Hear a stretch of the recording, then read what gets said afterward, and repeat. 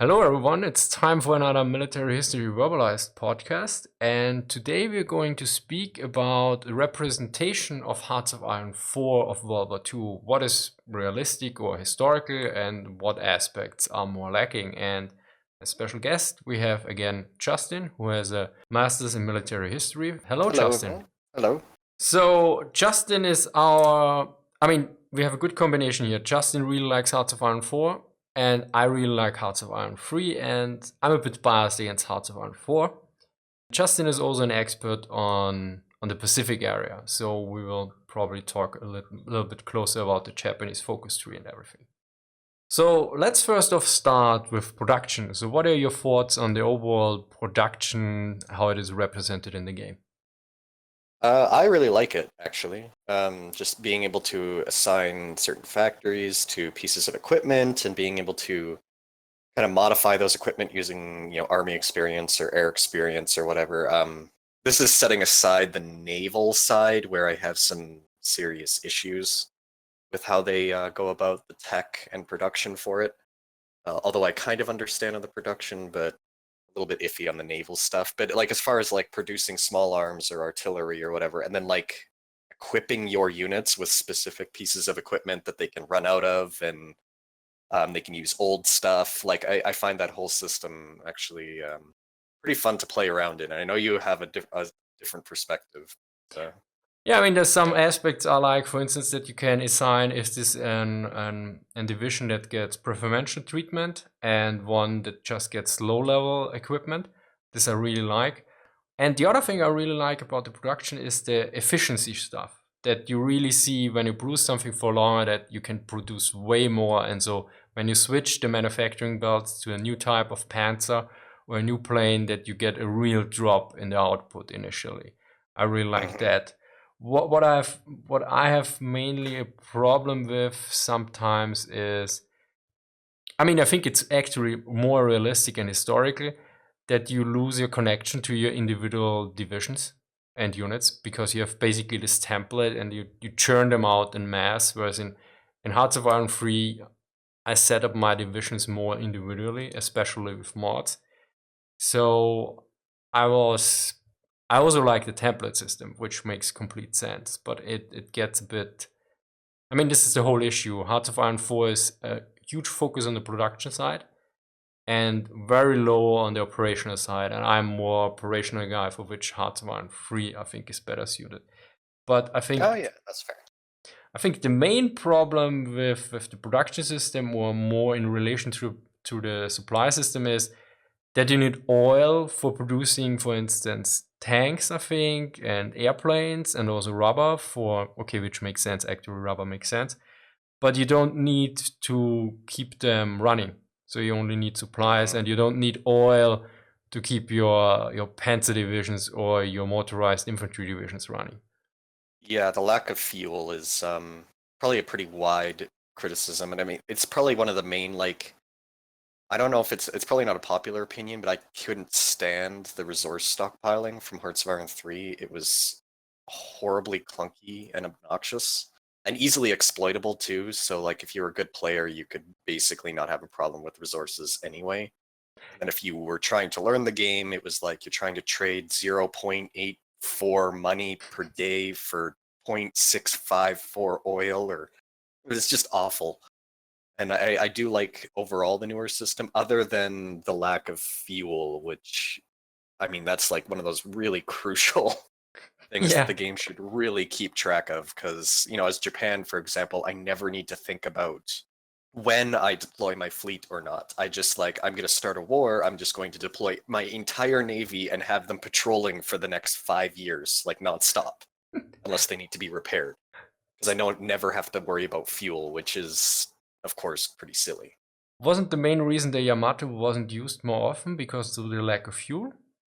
Yeah, they could see the like fuel allocations and things like that actually impacting usage of certain things. Like not like for example, Yamamoto, at least according to his biographer, he asked if he'd be able to send Yamato over to Guadalcanal to help bombard and things like that, and they said no because it would have burned too much fuel. So, in fact, there's actually an interesting article on Kaigun, the website, which actually where I think it was written by John Parshall, but it kind of breaks down like the percentage of fuel oil they would have ended up using to like actually maintain bombardments with, like both Yamato and Musashi and things like that. And it was a ridiculous amount of fuel that they really couldn't spare. Oh, yeah. I So, mean, I think in Europe it's similar. I think the Italian Navy wasn't used for much because they were dependent on oil they would get from Germany or the minor Axis nations, and it was very limited. So not portraying that in a game, yeah, is a huge issue. yeah, the Italians I think are even bigger in that, if I remember correctly. Like they could barely ever sortie because of the fuel concerns, and of course in game it's not really a problem. So the question would be, I mean, I agree with you that the system in Hearts of Iron 3 was not properly done, and I was one of, admittedly later on, who knew how to stockpile before the war to get around major restrictions. I mean, rare materials was usually more problematic because in Europe you don't get them, and oil at least you can get quite a lot from Plasti in Romania, and then of course the Eastern Front. So, I mean, could you see a way on how to improve this, to add fuel production in the game? I mean, shouldn't be actually that much of a problem. Yeah, they'd probably just have to come up with maybe like a new, maybe shortish tech line for like fuel refineries or something like. They could probably do it with and not completely alienate like people that aren't really into that kind of thing. Like they could work it in pretty easy if it's just fuel. That kind of actually, this whole discussion reminded me of something that does trigger me pretty hard for Hearts of Iron 4, and that's synthetic refineries. I don't know. I guess I think I've played Hearts of Iron 4 more than you have, but Yeah. synthetic refineries in Hearts of Iron 3, from what I remember, like it was kind of, you could kind of supplement your supply, but you weren't going to be able to completely go dependent of actually getting resources out of the ground. It was completely, as far as I know, on the meta level. It was like you could a certain amount of coil was transferred into oil dependent on your technology level. So you never Oh, built right. them. It was a completely different system. It was completely macro management. Actually, it was not even macro management. I think you couldn't even turn it off. It just happened. Right, yeah. Because, yeah, in Hearts of Iron 4, you build refineries, which I'm actually okay with. Like, the problem is I don't know if it's like cost or something, but yeah, as for example, as Japan, my standard is like, I spam synthetic refineries. Like, so basically by 1941, I'm almost self-sufficient in oil anyway. Like, I don't even really need the southern resource area. And I mean, and then, they recently split the research between rubber and oil, which I think will hurt the Germans a little bit more because you need both. But the Japanese, I get like all of the rubber I would ever need when I capture like Malaysia and all that. So all I do is like I tech up the oil stuff and then I spam refineries and I'm like, I have more oil than I know what to do with, which is a little bit goofy. Like I'm never really that, like outside of the first couple years of the game, I'm never really dependent on trade or anything like that because I just have so much oil. Yeah, I think this is a bit off. I mean, I did a video on this, how actually the German successes in the early part of the war had a major, were detrimental to the Japanese, because a lot of the merchant fleets from Europe, especially I think Netherlands, they were now used in the war in the European theater, and the Japanese had a lack of merchant fleet, so they needed to supply more with their own merchant fleet, and the imports were dropping and everything. Okay. So this is quite insane actually if you're self-sufficient on oil. I mean, does Japan even have enough coal? Do you use coal for that in game? They did have quite a yeah. See, this like coal isn't even a thing in game, and if I yeah, it's not even one of the resources. Ah, they So they really, removed coal as a resource. Okay, that's a major issue.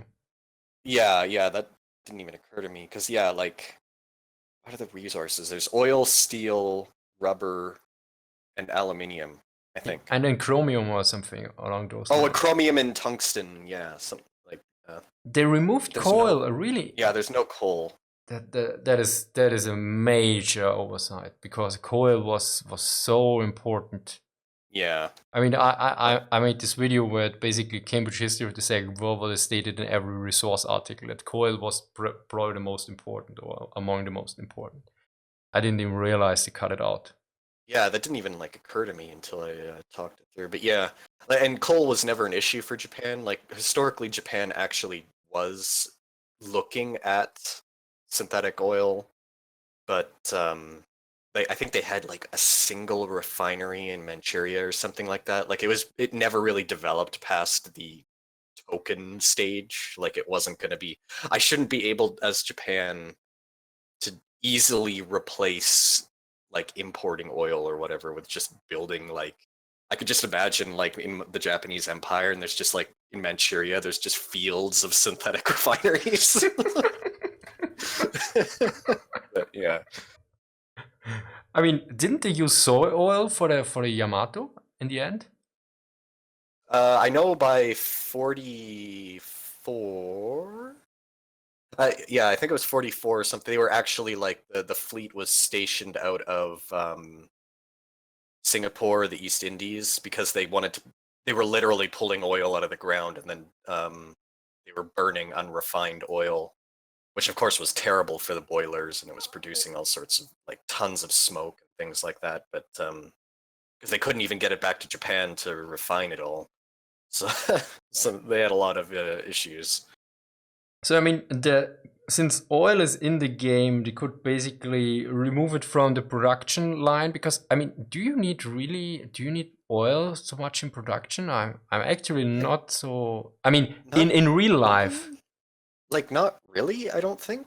Like they could easily pull that oil resource out of the production requirements and put it towards some kind of fuel. To the into Um, the supply system.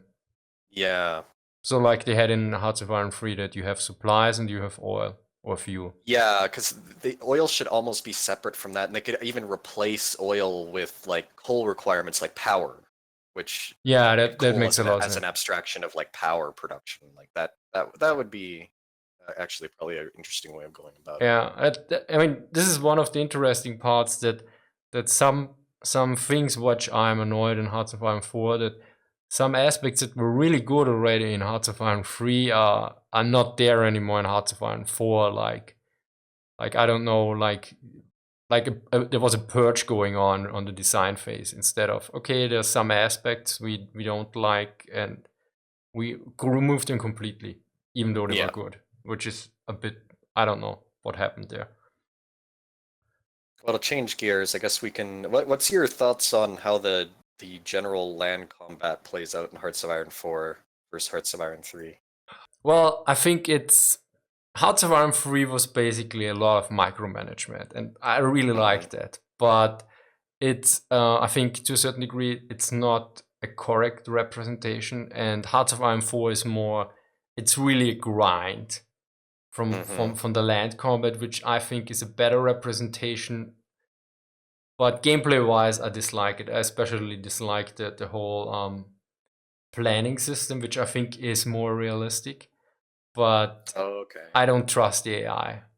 Let's face it. Yeah, the AI isn't very good at. Uh, Um, and I like Hoi 4's system better overall, but I'm also like with a caveat of, but this is the same. It goes all the way back to Hoi 3 for me. Is like I would never want to play something like the Soviet Union or something like where you have just like hundreds of divisions.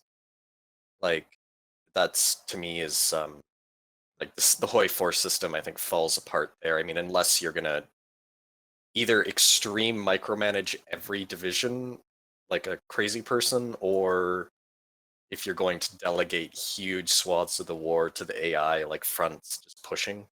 yeah, I mean, And like, the biggest complaint I have about Hearts of Iron 4 in land combat to a certain degree or land warfare is the invasion system oh, okay.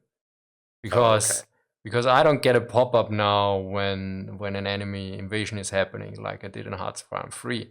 I just get a Oh, they did siren add one. sound. You get a siren sound in the background, and I usually don't hear it. Oh. And there's this one icon up there on the right with 5 others that a naval invasion is going on, but I don't get a pop-up. Whereas I get a pop-up when an ace is born, basically, or an ace dies, and I don't even care Yeah. about aces. So the notification system, of course, which has nothing to do with the representation, although to a certain degree, actually, it has. I mean, let's assume you're the leader of a country, and imagine like it's June 6th June 1944. Your chief of staff runs in and tells you that you lost 3 aces. And 3 days later, he tells you that the Allies actually landed 3 days ago in Normandy. It's a bit off the prioritization of the notification system, which was, in my aspect, very well done in Hearts of Iron 3 because you could completely customize it. For instance, I usually forgot that when I sent my navy around, since it took so long to get somewhere, that I often forgot that I sent my navy somewhere in a harbor for a new operation, and then I set the notification to every time give me a pop-up once a navy reached its goal, so I could assign a new mission to it. Which Yeah. I think is like basically you trained your chief of staff to tell you what to do, and this is severely lacking. So in terms of command and control in information flow, I think it's a Hearts of Iron 4.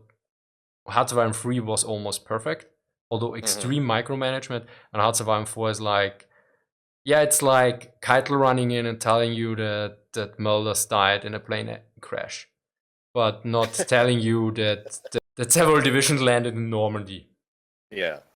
But overall, I like the land combat in Hoi 4, and I really like the division template system and all that. Yeah, I like the Like, two, although I would make the requirements in terms of experience, I'm not sure I would tweak that. I understand it to a certain degree, that you need the yeah, experience to change them. And also, I think there was this major issue that it's in certain aspects is historical from the numbers, and in certain aspects it's not. I think because I have the template open. I think yeah, the artillery battalions. I think in game they're basically they have the numbers of battalions, but I think you can basically only assign them like they were regiments. So yeah, they have yeah. 3 times. So it's like why you keep the naming or the support. I think they also call them support companies, although the numbers are basically the same like the battalions. So if you make it Yeah, numbers are weird. inconsistent, so if you use the name like battalions and companies, then stick to the historical numbers, or maybe just call them subunits or something like a generic name that people don't get unnecessarily confused, which I understand because I understand it should be a game and it should make fun and easy to understand. But then if you use historical terminology, try to get it right. Yeah, yeah. The numbers on like, and I don't expect them to do individual for every nation. I mean, it could be interesting maybe down the line, but because like particularly artillery, like the amount of artillery pieces that the game like makes you pump out is like comical, like it's compared to like real world. But yeah, I think the representation was actually that in game. I have now here my sheet. Nah, I think there was something off. Yeah, I mean you only have regular artillery in there, which makes sense because if you make light and heavy artillery, or even all three, light, heavy, and medium, then it would get really complicated. yeah. Now, moving on to something probably a little bit more problematic: air combat in Hoi 3 versus Hoi 4, which I know you get quite. I like. I hated air combat in Hoi 3. I thought it was garbage. And in Hoi 4, it's has a lot of issues, but I like it more. But that's not to say it's good. Like, for me, the main problem with Hoi 4 is it's kind of purely production, and like it's just whoever has the higher tech aircraft and then pumps more of them into a given air region is going to win. And it's like very simplistic, Yeah, I mean, which the thing is, especially the air regions make no bloody sense from what yeah. I know in in anything. I never read about like, and also the shape they have.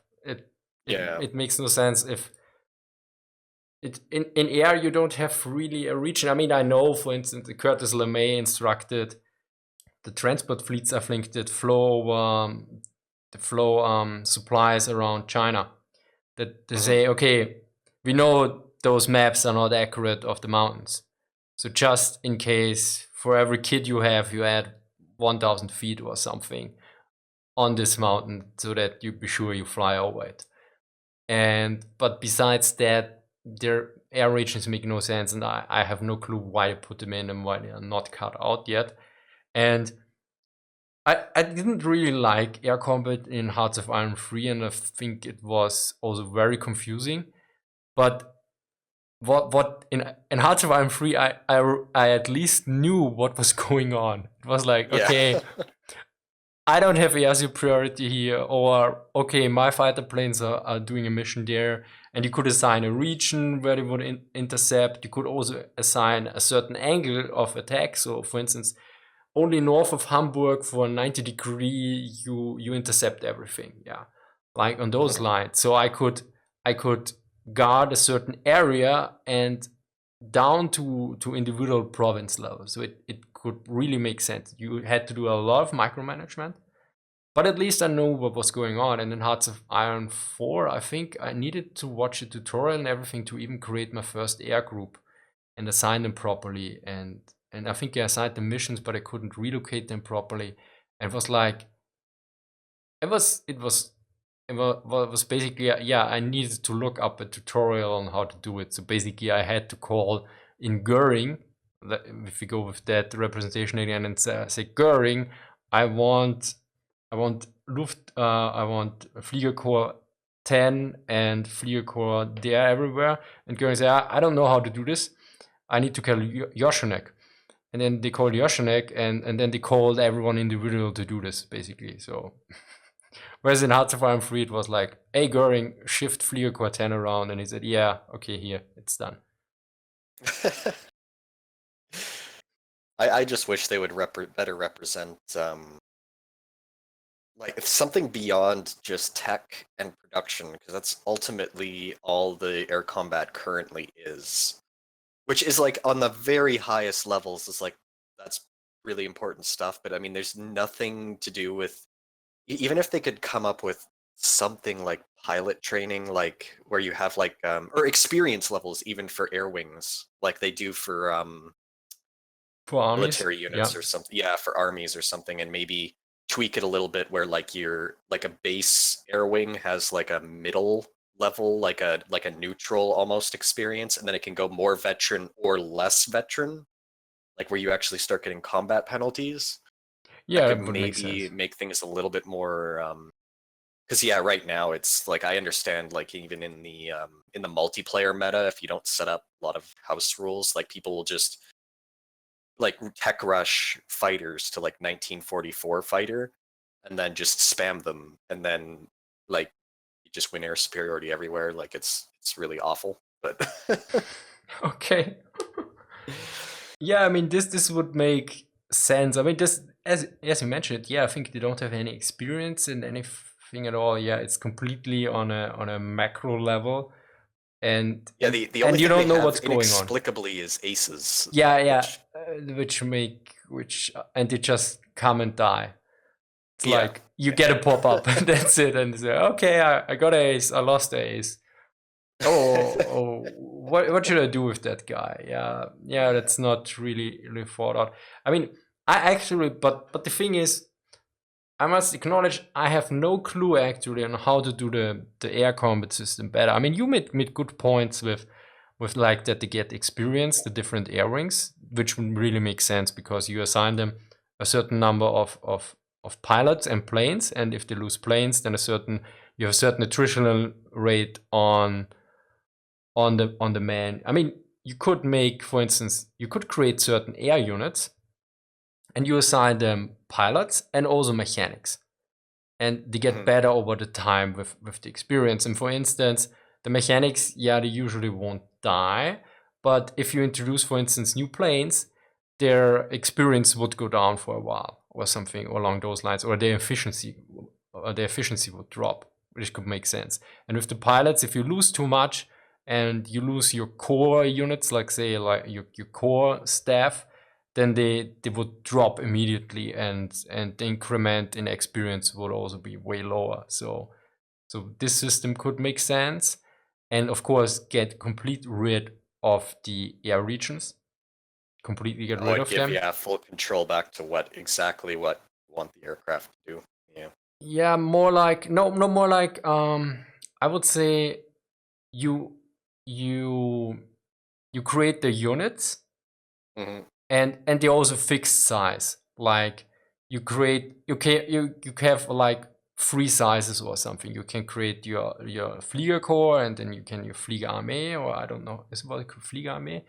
Your air armies. Let's say you have an army and you have a corps. I mean, I think you don't need, and maybe a smaller one, yeah.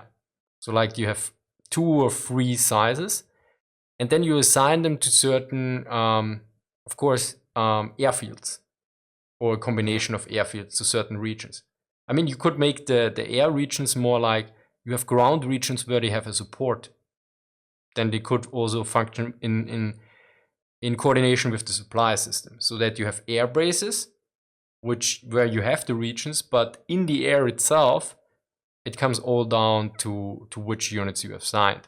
So you can keep it rather high level still, and you just assign them their overall mission, what they should do in a certain area, a larger area, like you could say them, okay, support this and this army, or defend all industry regions here, or defend in range, or defend all naval targets in range, or something along those lines, that you don't have to micromanage it.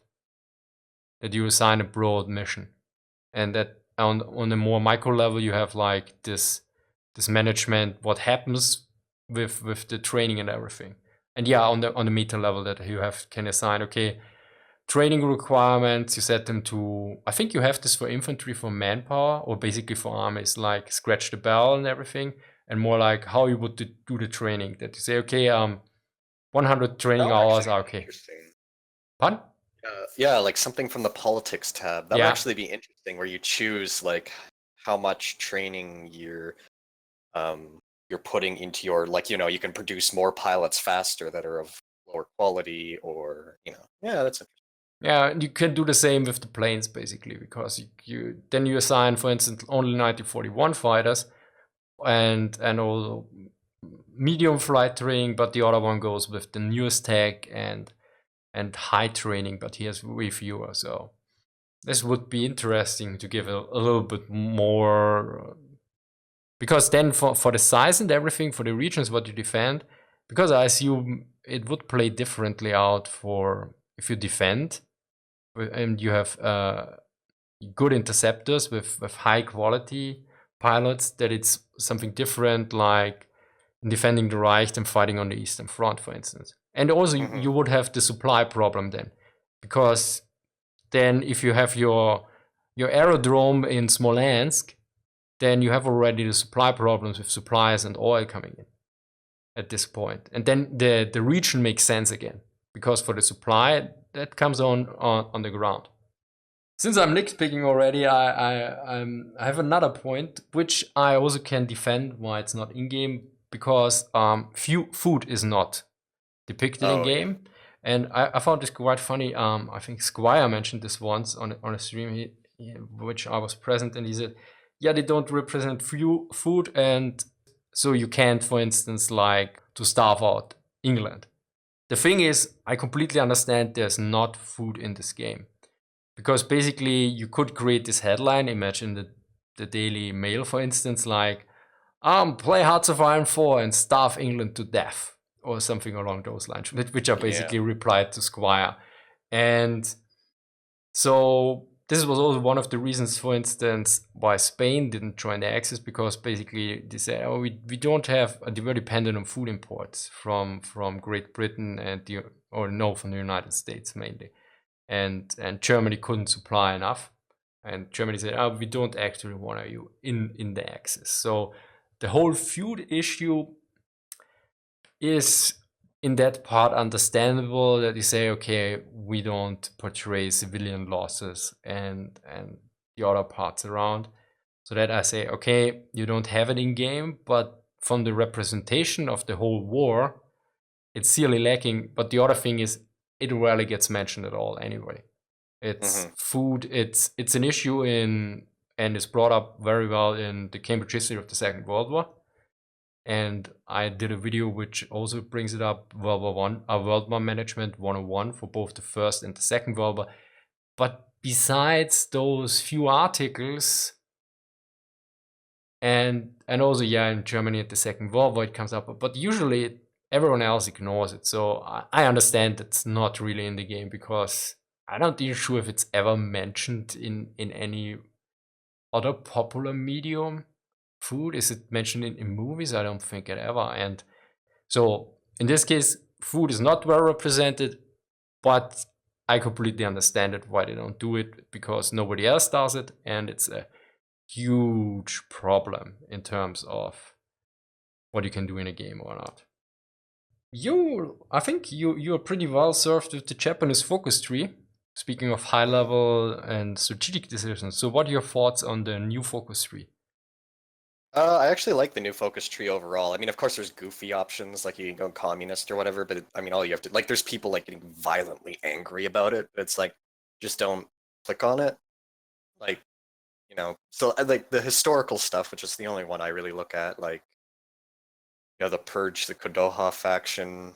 Yeah, it's actually like I've been working slowly through my a Japan campaign and the newest expansion, and yeah, it's pretty good overall. Did you The pick one it? part of the branch that kind of blows chunks is the Airpower one, like the anything to do with the aviation on the Japanese focus branch. Like it kind of reveals that like Paradox has a very simplistic, poor understanding of the Japanese air services. Like, why do we have an entire tech devoted to the Zero when like it's kind of like meme focused, But didn't which they is kind of do annoying. the inter-service rivalry rather well? Yeah, through the decision system now that you can actually like choose to, for example, dedicate more steel to ships or to guns, or like so there's like these decisions that will skew the balance between the army and the navy one way or the other, and you'll get bonuses for the army if you favor them, or to the navy if you favor them, etc. Which is actually I really like that new addition, which is quite nice because before obviously it wasn't modeled at all. And I mean, the way they have it currently implemented, you can basically ignore it. Like in my current one, I just haven't taken any of those decisions to boost one side or the other. And therefore, like, it's just remained balanced and I haven't taken any penalties. But it's nice that it's at least there. And Yeah, about communist Japanese, is there any validity to it in terms of decisions? Because from the German focus tree, I know that there were quite many different possibilities actually out there which are represented. yeah, like the three main political branches, like, or four actually, because there's a strength in the civilian government, which is basically you end up eventually democratic, which is within reason, and then support the Kodoha faction, which is again within reason. Kodoha faction, they're the ones that staged a rather famous coup attempt, the 226 incident, February 26th, 1936. And then the historical one is to purge them, and then you kind of go down the historical one. The support one is kind of what they lumped uh, Northern Advance doctrine or strategy under, which I mean, really, gone either way. So, but The communist one is probably the goofiest. The way they actually have it play out after you've kind of gotten over the fact of Japan going communist at this time, even though they've done a pretty darn good job of thoroughly purging anything the like out of. But once you get past that, actually, like you basically end up eventually in a civil war with like the militarist elements that all fled to Manchukuo, and then you have to like try and dig them out. It's kind of interesting, but not really my cup of tea. The one thing that the one branch that I have to use is that Airpower one that I really don't like. It's, like there's just like this arbitrary thing between range and agility that gives you designers that are like mutually exclusive, and then there's nothing at all about naval bombers where even though the Rico units were like one of the biggest things to come out of the Japanese Navy in this period, like that was actually one of the big pushes from Yamamoto. I mean, everyone always thinks about carriers, but the land-based naval bomber development, that was like a kind of like a Key something that element, yeah. Yamamoto pushed really hard. So the Rico So units are completely not in the game, no, or well, yeah, like you can build them and do all that, but they in the tech tree there's absolutely nothing to boost them. So you have like a penalty to aircraft research, which is actually kind of cool because you've got like split aircraft development, like that's how they're modeling it, which is cool. But then in the tech tree, you kind of fall behind, like even what Japan did historically, because the penalty is so steep, and then they have very few bonuses or anything in the air power tree. It's a very weak branch. I mean, you can get the zero for free, and why you have a dedicated tech for the zero is just like that kind of like belays like they didn't really do any serious reading. Like just like why do we have a strategic bomber effort focus instead of like something to do with the Rico units or something? Because like it's kind of lame. But yeah, it's kind of a nitpick overall, but that's kind of the I do yeah. like the naval part of the tree. But I mean, the thing is, I read this article in why Air Forces fail about why the Japanese Air Force fail, and there was it's a rather short article, but they said Rico units, and I can't remember that they even mentioned strategic bombers because, well, they were yeah, not that important. So usually, if they have read that article, they probably should have got a basic understanding of the importance, what happened yeah, there. they just never developed those kind. I mean, they were like by late war, or they were like kind of like playing with the concept, but they never really took it that seriously. And then I always laugh. Like I think even Mark Peaty in his book, he's a really he was a really smart guy, excellent book. I mean, he was like, "Oh, if the Japanese had only had all these four-engine bombers, how things could have." Or it doesn't say how things could have been different, but he's like, "Imagine what would have happened." And I'm like trying to imagine what would have happened. It's just like, okay, so they have all of these four-engine strategic bombers they're using to bomb What? German goals Yeah. and islands. Like it was a class of aircraft that was basically useless for the Japanese purposes. It's not like because you obviously hear that discussion for the Luftwaffe where it's like you can at least think up uses Yeah, that the at Luftwaffe could least have. you can waste more resources bombing Britain. Because like with like I guess they could have bombed China more, but that wasn't going to win the war in China. So okay, like it's kind of goofy, but yeah, Yeah. So let's next look at your specialty, naval warfare, which I have very little clue about. yeah. In short, in Hearts of Iron, it's always sucked really bad. Like in Hearts of Iron 3, it sucked so hard. Like it they at least try in Hearts of Iron 4, like they finally brought in piercing, like armor, like the same stuff they've had in land combat since like late Hearts of Iron 3. They finally brought that in Hearts of Iron 4. So you have armor Um penetration now and armor values.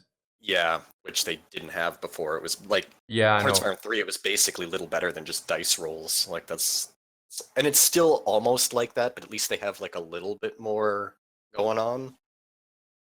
The balance is completely screwed as far as I know. Like some I know from my own experience too, and people constantly complain about this, submarines suck like so bad. It's just the way they like they get detected pretty easily, and then it takes them forever to like catch convoys and then like sink. They're just not useful really at all. But How is one of it my main about air forces? Because basically in Hearts of Iron 3, the way I achieved naval superiority with Germany is I built a bunch of naval bombers and then I bombed the shit out of the oh ships they're in ports. yeah they're still really strong. And they buffed them I think a couple patches ago. When I play Japan, I play pretty historical in that I play like kind of the interception attrition operations. Like I basically fortify the mandates and then stuff all this land-based air power and stuff into them, and then make the Americans come to me. And like you got naval bombers just everywhere, uh, just pummeling the fleets, and the U.S. Navy is like a complete joke. Like I can sink it with taking very few losses as Japan, just because the AI doesn't know how to deal with all the land-based air power. You can do the same thing with the Italians. You spam lots of land-based air power, and then you can just bomb everything in the Mediterranean with impunity.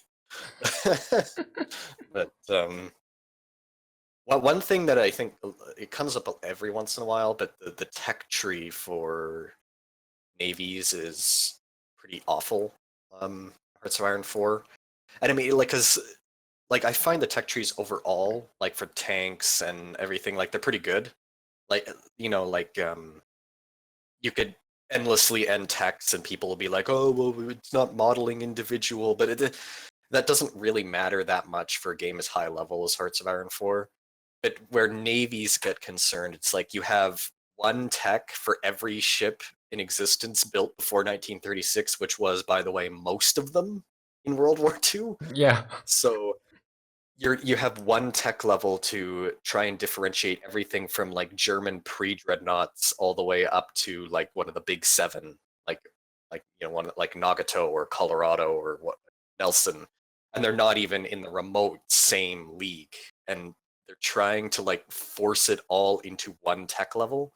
So you get lots of really horrible stuff like the Kongo class, the reconstructed battle cruisers. Like in game, they're a Tech 2 battleship, which means they are flat out more powerful across the board than the Nagato class, even though that's completely ridiculous. So the game does a horrific job modeling that, and why it matters is because it takes a long time to build ships. In game, it takes a very brief time compared to reality, but it's still a long time in game.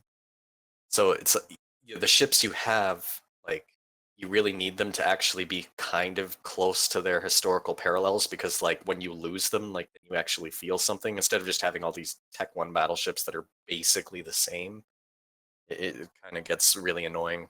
How is the But tech? I think you only researched chips, right? Or did they change that? Or am I well, wrong? yeah, there's doctrines, of course, but like in the tech tree, they have a 1922 tech, which is like Tech 1, destroyer, light cruiser, heavy cruiser, battleship, etc. And then the next tech that you usually have to research at game start, or maybe some naval nations already have it researched, is 1936 tech. So there's like a Yeah, and ridiculous there's amount of one time. one ship that represents it all the time, right? It's like, yeah, you have Tech 1, Tech 1, 3, and then Yeah, yeah, you have one ship that represents that tech, right? yeah. So like everything built before 1936 is the same tech level, and then like you can tell they kind of half-heartedly played with some of the variants, but the way the variant system works is like they can't get it anywhere near enough differentiation. Like they really desperately need to add another earlier tech level to like differentiate some of the like the ancient stuff from the newer stuff. Like they could almost do like a 1914 tech just for like some of the really old stuff to kind of separate Yeah, um would make sense. a little bit. I mean, there are quite a few ships that fought in the First World War were also fighting in the Second World War. I mean, a lot of destroyers are there, battleships, of course. So actually, this wouldn't be so off, yeah. Yeah, like it's something that they should really look into modeling, because it does detract from the naval game, because everybody's kind of running around with the same kind of Tech 1 stuff, even though like in the real world, like certain battleships that have been like, for example, like in game, the German pre-dreadnoughts that were still kicking around that were like just complete trash, they are like comparable to a Nagato class in the game's logic. Like the Nagato, they still buff the guns and everything like that, like with the variants, but it's nowhere near enough. I mean, you're talking about 8 16-inch rifles versus like I can't even remember what I don't know if they had 11s or something like that. Like it's like not even in the same universe of capability, but in the game they're like somewhat there. Like it's so it causes a lot of like really goofy problems in the naval game. That's one of my big bugbears about the naval stuff, and the balance overall is skewed. But I typically find if I play we reasonably historically, like I get results that I like kind of expect. Other than like super heavy battleships are like hilarious, actually. They sink so much.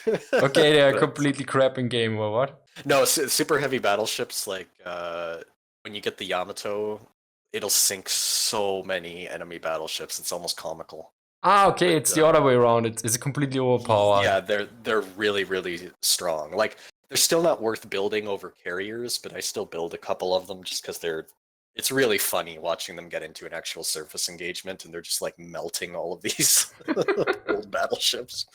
But yeah. Anyway, that's basically like my thoughts about Hearts of Iron 4. So I don't know if there's anything you'd like to add or Yeah, I have a question about the whole naval aspect. I mean, okay. you also played Hearts of Iron 3. Did you think the research system there was better for the naval aspect? I'm trying to remember because I played Hearts of Iron 3 with the HPP mod, historical plausibility. Ah, So okay, they I had don't like a know that one. completely yeah, it was like a mid-sized mod, but it wasn't as big as like the big ones. But they expanded the tech in that significantly because I think Hearts of Iron 3, if I remember right, had a similar problem. I mean, you in But Hearts of Iron 3 in the vanilla game, you basically researched guns for battleships, armor for oh right, battleships, yeah, engines. I think 4 components for each, and then for yeah, cruisers. And I think they distinguish between light and heavy cruisers in some instances, and in some not. So, and you had destroyer, and also, I mean, this was completely overcomplicated. The question is, could it make sense to make like a bit more tech in Heart of Iron 4 that you say, yeah, you have a tech for I don't know, propulsion of capital ships and then of non-capital ships, something along those lines, or what would make yeah. Like sense from your knowledge because you're also well read in all this. I mean, So what yeah, were the without main like problems? completely changing the Hearts of Iron 4 system, I would add at least one more tech level, like earlier, just so you can differentiate some of the stuff that's already in existence a bit better. Because that's the first thing a lot of the mods did in Hearts of Iron 3, I think. Like I know in HPP, they had like 12 tech levels or something like that of ships, just to differentiate all of the different earlier ships that were in existence plus new construction. Whereas Hearts of Iron 4 has a very strong bias toward things you build as the player, Yeah. which I guess kind of makes sense, but not really at all historically. There's that much emphasis on what you can research in the future versus what was already in existence, and that really you're going to be using a lot of in game.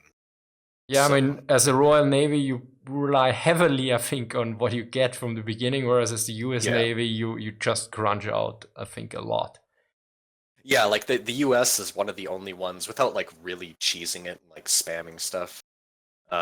Which you can do a lot in Hearts of Iron 4. Like even as the Guangxi clique, I built like a serious navy by like 1944, which is comical. But like the Japanese, they're pretty dependent on a lot of like what they have at the start. Like Yeah. and Italy as well, they're another one. So it would help the game a lot. So basically, if they would remodel it, they would look at the Royal Navy, the Italian Navy, and the Japanese Navy, and would try to put them into correct categories, and Yeah, like then you all could those make it up. existing ships, because it would help everybody to like have because then like suddenly instead of like the Colorado class and the New Mexico class being basically the same, you'd have more reason to maybe cherish the Colorado class a little bit more than the New Mexico's because it's a more capable ship. where in game, like they might have hit the variant button a couple times, but ultimately they're basically the same ship in game. So it's things like that that would help with the naval game, make it a little bit more interesting than it currently is. And I mean, I don't want to beat up on Hearts of Iron 4 too much on this front, because ultimately it is a vast improvement over prior Hearts of Iron games where like navies just they put virtually no development time at all into the naval. So yeah. Yeah, I mean, this is the thing. Hearts of Iron 4 is still work in progress. Many people said, like, okay, give it a few years, like Hearts of Iron 3, and then look at the final product. And I think I should add this here. I think both Hearts of Iron 3 and Hearts of Iron 4 are excellent games in, to a certain degree, what they do. Although I certainly dislike Hearts of Iron 4, but this is also a personal issue because I also played Black Ice 3 a lot before Hearts of Iron 4 came out, and is completely focused on operational stuff and historical details. And Hearts of Iron 4 went in a complete different design direction. So I know I dislike Hearts of Iron 4, but this doesn't mean it's a bad game. It's just not the game I wanted. And this is, I think, where we need to differentiate. It's a huge undertaking what to do. I mean, for those who don't know, I have a master's in computer science. I know how much time goes into development and how clunky and how problematic is even small software projects. And those are huge software projects where people work several years upon. And sometimes you have to make a gameplay decision or cut time and make a simple approach. Like, for instance, we probably cut the naval research because it was like, okay, it's getting insane. And I have the same with sometimes of my scripts. I'm like, okay, this isn't good enough. Okay, I cut it. It's not going to see the video. But for me, it's a few hours. For them, it's several hundred hours. So we should add this, that we are just basically amateurs who know nothing about the production of AAA computer games. Yeah. I think we covered quite a lot, but there's still probably a lot out there. So if people have specific comments or specific questions about, like, what do you think about the representation of something else, we can do a follow-up podcast maybe on specific questions. It would also be interesting because right now we basically went full Eastern Front and tried to cover everything a little bit. I would say thank you very much, Justin. Yeah, no problem. And thank you for watching, and see you next time. Bye.